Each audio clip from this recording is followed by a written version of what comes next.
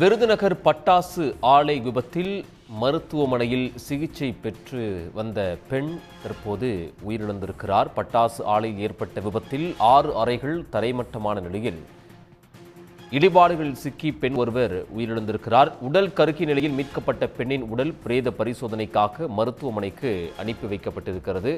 கூடுதல் விவரங்களை வழங்குவதற்காக செய்தியாளர் செந்தலைக்குமார் இணைகிறார். செந்தலைக்குமார், விவரங்கள். விருதுநகர் அருகே தாதப்பட்டியில் மோகன்ராஜ் என்பவருக்கு சொந்தமான சத்யபிரபா பட்டாசு ஆலை இயங்கி வருது. இதில் 40க்கும் மேற்பட்ட அறைகள் உள்ளன. இதில் 100க்கும் மேற்பட்டவர் பணிபுரிந்து வருகின்றனர். இந்நிலையில் இந்த பிற்பகல் பட்டாசு தயாரிக்கும் பணியில் தொழிலாளர்கள் ஈடுபட்டுக் கொண்டிருக்கும் போது உராய்வு காரணமாக எதிர்பாராதமாக பயங்கர வெடி சத்தம் கேட்டு வெடி விபத்து ஏற்பட்டது.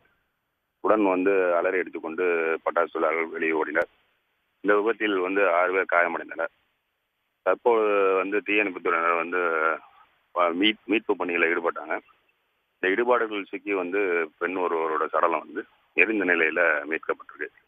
இந்த மீட்கப்பட்ட சடலத்தை விருதுநகர் அரசு மருத்துவக் கல்லூரி மருத்துவமனைக்கு பிரேத பரிசோதனைக்காக அனுப்பி வைக்க உள்ளனர். உடனுக்குடன் செய்திகளை தெரிந்து கொள்ள சன் நியூஸ் பெல் ஐகானை கிளிக் பண்ணுங்க.